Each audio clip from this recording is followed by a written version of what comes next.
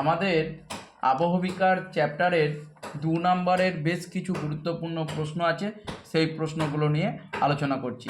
প্রথমে আসছে আবহবিকার কাকে বলে। আবহবিকার কাকে বলে আমরা জানি যে আবহাওয়ার উপাদানের ফলে, আবহাওয়ার বিভিন্ন উপাদান তার ফলে যখন শিলাটা ফাটছে সেটা হচ্ছে আবহবিকার। এই প্রসঙ্গে আমরা আগেও জেনেছি ক্ষয়ীভবন কাকে বলে। না, ক্ষয়ীভবন কাকে বলে তোমরা বলবে আবহাওয়ার বিভিন্ন উপাদানের ফলে যে সমস্ত শিলাগুলি ফাটছে সেই শিলাগুলি ফেটে গিয়ে বিভিন্ন প্রাকৃতিক শক্তির দ্বারা যখন অন্যত্র অপসারিত হচ্ছে তাকে বলা হচ্ছে ক্ষয়ীভবন। এরপরে আসছে পুঞ্জিত ক্ষয়। পুঞ্জিত ক্ষয়টাও তোমরা জানো। পুঞ্জিত ক্ষয় হচ্ছে না আবহাওয়ার বিভিন্ন উপাদানের প্রভাবে যে সমস্ত ক্ষয়প্রাপ্ত যে ভেঙেছে সেই শিলাগুলি যখন অভিকর্ষের টানে নিচে নেমে আসছে তাকে বলা হচ্ছে পুঞ্জিত ক্ষয়। আর পুঞ্জিত ক্ষয় হয়ে গেলেই এই তিনটে জিনিস একসাথে তৈরি করছে সেটা হচ্ছে নগ্নিভবন। ভূপৃষ্ঠ নগ্ন হয়ে যাচ্ছে তাকে বলা হচ্ছে নগ্নিভবন। এরপর আসছে রেগোলিথ, খুব একটা ইম্পর্টেন্ট প্রশ্ন। রেগোলিথ না, রেগোলিথ কাকে বলে তোমরা বলবে যে ওই যে আবহবিকারের, জানো তো, বলে রাখি তোমাদের জানা নেই হয়তো বা অনেকেই জানো, আবহবিকার মানে শিলাটা ভাঙছে। তো এই শিলাটা ভাঙতে ভাঙতে আরও ভাঙছে, আরও ভাঙছে, আরও ভাঙতে ভাঙতে টুকরো টুকরো হতে হতে মৃত্তিকা সৃষ্টি হয়। তাহলে আবহবিকারের গুরুত্বপূর্ণ ফলাফল হচ্ছে মৃত্তিকা সৃষ্টি, এটা মনে থাকে যেন। তাহলে মৃত্তিকা সৃষ্টি হচ্ছে আবহবিকারের গুরুত্বপূর্ণ ফলাফল। ঠিক আছে, তাহলে রেগোলিথ কি না, মাটিটা যে সৃষ্টি হচ্ছে মাটি সৃষ্টির ঠিক আগের পর্যায়টা হচ্ছে রেগোলিথ। তাহলে মৃত্তিকা গঠনের আগের পর্যায় হচ্ছে রেগোলিথ। তোমরা কি বলবে সংজ্ঞা? বলবে আবহবিকারের মাধ্যমে শিলা চূর্ণ বিচূর্ণ হয়ে যে শিথিল পদার্থে পরিণত হয় তাকে বলা হচ্ছে রেগোলিথ। এটি হলো মৃত্তিকা সৃষ্টির আগের পর্যায়। এবার আসছে টেরারোসা। টেরারোসা কি, এটাও খুব আসে পরীক্ষায়। টেরারোসাটা মূলত দেখা যায় নাতিশীতোষ্ণ অঞ্চলে, যেখানে চুনা পাথর আছে, পুরোটা ধরো চুনা পাথর। তাহলে চুনা পাথর অধ্যুষিত অঞ্চলে বৃষ্টির জল পড়েছে, বৃষ্টির জল পড়লে কি কাজ হবে? দ্রবণ প্রক্রিয়া কার্যকরী হবে। ওই দ্রবণ প্রক্রিয়ার ফলে ছোট ছোট ফাটলের সৃষ্টি হবে, এরকম করে ফাটলের সৃষ্টি হবে, এবং সেই ফাটলের মধ্যে লাল রঙের কাদার উৎপত্তি হবে, লাল রঙের কাদার সৃষ্টি হবে। সেই লাল রঙের কাদাকে, যেটা আমাদের দেশের ল্যাটেরাইট মাটি, সেটাই হচ্ছে নাতিশীতোষ্ণ অঞ্চলের টেরারোসা।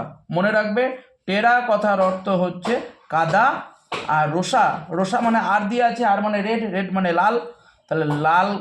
তাহলে টেরারোসা কথার অর্থ হচ্ছে লাল রঙের কাদা। তোমরা বলবে নাতিশীতোষ্ণ অঞ্চলে চুনাপাথর অধ্যুষিত অঞ্চল, যেখানে বৃষ্টির জলের দ্বারা জল দ্রবণ প্রক্রিয়ার ফলে একটা লাল বর্ণের কাদার সৃষ্টি করছে, তাকে টেরারোসা বলছে। আমাদের দেশের যেটা ল্যাটেরাইট মাটি নাতিশীতোষ্ণ অঞ্চলে, সেটাই টেরারোসা, মনে থাকবে। এবার আসছে ফালি চাষ কি। ফালি চাষ আমরা দেখবে বলি না, কুমড়োর ফালির মতো লাগছে, এরকম বলি তো। তাহলে ফালি চাষ কাকে বলে না, যেখানে গাছের আবরণ নেই, পাহাড়ি অঞ্চল, সেইখানে ঢালু জমি, যেখানে গাছের কোনো আবরণ নেই, মানে উদ্ভিদ নেই, সেই জায়গাতে যখন ফিতা আকৃতির বা ফালি আকৃতির জমি তৈরি করা হয় এবং সেইখানে চাষ করা হয় তাকে বলা হচ্ছে ফালি চাষ। মনে রাখবে, এই ফালি চাষ করার কারণ হচ্ছে মৃত্তিকা ক্ষয় কমানো। পাহাড়ি অঞ্চলে মৃত্তিকা ক্ষয় বেশি হয়, তাই পাহাড়ি অঞ্চলের লোকজনের মৃত্তিকা ক্ষয় কমানোর জন্য ফালি চাষের প্রক্রিয়াটা প্রচলন আছে। এবার আছে ধাপ চাষ, এটা খুব আসে, স্টিপ ক্রপিং। ধাপ চাষ কাকে বলে না, পাহাড়ি অঞ্চল, এখানে ধাপ কেটে কেটে চাষ করা হয়। তাহলে পাহাড়ি অঞ্চলে ধাপ কাটলে কি হবে বলো তো, জলটা যে স্পিডে নামে সেই স্পিডে নামাটা কিন্তু কমে যাবে এবং তার ফলে কিন্তু মৃত্তিকা ক্ষয়ও কিছুটা কম হবে। ঠিক আছে, তাহলে পাহাড়ের ঢালু অংশে ধাপ কেটে জলের গতিবেগকে হালকা একটু কমাবে এবং কমাবার পরে এইখানে যে চাষগুলো করা হচ্ছে সেই চাষকে ফালি চাষ বা স্টিপ ক্রপিং বলা হয়।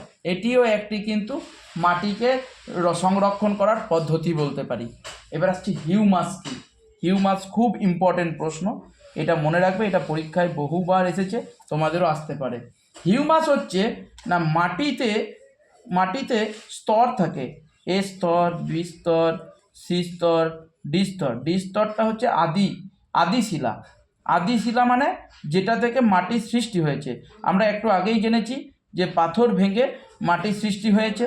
তাহলে পাথর ভেঙে যদি মাটির সৃষ্টি হয়ে থাকে তাহলে নিশ্চয়ই পুরো পাথরটা ভাঙেনি, তাহলে যে পাথরটার তলায় রয়ে গেছে সেই পাথরটাই হচ্ছে আদি শিলা বা প্যারেন্টস রক, এটাকে বলা হয় আদি শিলা। ঠিক আছে, তাহলে মৃত্তিকার এ স্তর রয়েছে, বি স্তর রয়েছে, সি স্তর রয়েছে, তারপরে ডি স্তর রয়েছে, যেটাকে প্যারেন্টস রক বা আদি শিলা বলা হচ্ছে। এইবারে ভাবো গাছপালা জন্মেছে, গাছপালা রয়েছে, এবারে বিভিন্ন উদ্ভিদের গাছের পাতা পড়লো, মানে বিভিন্ন উদ্ভিদের পাতাগুলো পড়লো, এবারে বিভিন্ন প্রাণীর মল, ধরো কুকুর, মানুষ বা যাই বলি না কেন, বিভিন্ন প্রাণীর মল টল পড়ে না মাটির ওপরে একটা সম্পূর্ণ জৈব পদার্থ সমৃদ্ধ একটা স্তর সৃষ্টি করছে। এই স্তরটির নাম হচ্ছে ও স্তর, আর একেই বলা হয় হিউমাস স্তর। এই স্তরটা কালচে রঙের হয়। কেন কালচে রঙের হয়? না, হিউমাসে সবচেয়ে বেশি আছে CO2, কার্বন ডাই অক্সাইড, প্রায় 49% কার্বন ডাই অক্সাইড আছে। এই কার্বন ডাই অক্সাইড থাকার কারণে, না কার্বন ডাই অক্সাইড বলবো না, কার্বন থাকার কারণে এই মাটিটা কালচে রঙের হয়। এটাকে বলা হয় হিউমাস স্তর। যে মাটিতে হিউমাস যত বেশি সেই মাটির উর্বরতা শক্তি তত বেশি। ঠিক আছে, তাহলে হিউমাস কি তোমরা বুঝে গেছো? না, বলবে মাটির উপরিস্তরে বিভিন্ন জৈব পদার্থ, যেমন গাছের পচা পাতা, প্রাণীর মল, আবার প্রাণীর মৃত প্রাণী, এই সমস্ত পড়ে মাটির ওপরে একটা যে কালো রঙের জৈব পদার্থ সমৃদ্ধ স্তরের সৃষ্টি করে তাকে ও স্তর বা হিউমাস স্তর বলে। আর যে প্রক্রিয়ায় এই স্তরটা গঠিত হচ্ছে তাকে বলা হচ্ছে হিউমিফিকেশন। মনে থাকবে। এবার হচ্ছে শস্যাবর্তন কি, এটাও খুব ইম্পর্টেন্ট। শস্যাবর্তন মানে শস্যের আবর্তন। ধরো আমি একই জমিতে একই ফসল না লাগিয়ে যদি বিভিন্ন ফসল লাগাই, বছরের বিভিন্ন সময় বিভিন্ন ফসল, তাহলে সেটাকেই বলা হচ্ছে শস্যাবর্তন। এর ফলে কি হয়? জমির স্বাভাবিক উর্বরতা বজায় থাকে। বোঝা গেছে? তাহলে শস্যাবর্তন।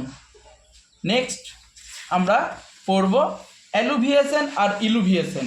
এটা খুব খুব ইম্পর্টেন্ট প্রশ্ন। হ্যাঁ, একটা হচ্ছে অ্যালুভিয়েশন, একটা হচ্ছে ইলুভিয়েশন। ভালো করে ভাববে। মাটিতেও না বিভিন্ন খনিজ পদার্থ থাকে। মাটির যে স্তর, বি স্তর, সি স্তর, ডি স্তর রয়েছে, এগুলোতে বিভিন্ন খনিজ পদার্থ থাকে। এবারে কি হচ্ছে? বৃষ্টি হচ্ছে তো, এবারে বৃষ্টির সময় এই খনিজ পদার্থগুলির সঙ্গে বৃষ্টির জলটা মিশছে। বৃষ্টির জলটা মিশে এই খনিজ পদার্থগুলি এ স্তর থেকে বি স্তরের দিকে যাচ্ছে। যে প্রক্রিয়ায় মৃত্তিকার এ স্তর থেকে বি স্তরে খনিজ পদার্থগুলি স্থানান্তরিত হচ্ছে তাকে বলা হচ্ছে এলুভিয়েশন বা অ্যালুভিয়েশন। এইবারে এই যে খনিজ পদার্থগুলো যাচ্ছে এই বি স্তরে এসে জমা হচ্ছে, জমা হয়ে পুরো সিমেন্টের মতো শক্ত হয়ে একটা স্তর তৈরি করছে। আর এই যে প্রক্রিয়ায় সঞ্চয় হচ্ছে তাকে বলা হচ্ছে ইলুভিয়েশন। আবার একবার ক্লিয়ার করছি, এলুভিয়েশন আর ইলুভিয়েশন। তোমরা বলবে না, ধৌত প্রক্রিয়ায় মাটির বিভিন্ন খনিজগুলি সঙ্গে জল যুক্ত হয়ে এ স্তর থেকে বি স্তরে নামছে, সেই প্রক্রিয়াকে বলা হচ্ছে এলুভিয়েশন। কি বলে? এলুভিয়েশন বা অনেকে বলে অ্যালুভিয়েশন। আর যে প্রক্রিয়ায় বি স্তরে এসে সঞ্চয় হচ্ছে তাকে বলা হচ্ছে ইলুভিয়েশন। পরীক্ষায় খুব আসে পার্থক্যটাও একবার তোমাদেরকে বলে দিই। এলুভিয়েশন এ স্তরে হচ্ছে, ইলুভিয়েশন বি স্তরে হচ্ছে। এলুভিয়েশন প্রক্রিয়ায় খনিজ পদার্থগুলি অন্যত্র অপসারিত হচ্ছে, ইলুভিয়েশন প্রক্রিয়ায় খনিজ পদার্থগুলি সঞ্চিত হচ্ছে। এবং যেহেতু ধৌত প্রক্রিয়ায় ধুয়ে ধুয়ে নিয়ে যাচ্ছে, তাই এইখানে কিন্তু মাটির কালারটা হালকা হয়ে যাচ্ছে, এইখানে মাটির কালারটা গাঢ় হচ্ছে। এলুভিয়েশনে কিন্তু এ স্তরটা খনিজ শূন্য হয়ে পড়ছে, ইলুভিয়েশনে বি স্তরটা খনিজ সমৃদ্ধ হচ্ছে।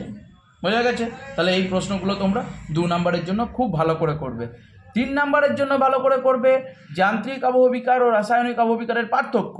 আর একটা ভালো করে করবে, সেটা হচ্ছে আবহবিকার আর ক্ষয়ীভবনের পার্থক্য। তাহলে এগুলো করলেই আশা করছি তোমাদের এই চ্যাপ্টার থেকে সব কমন পেয়ে যাবে।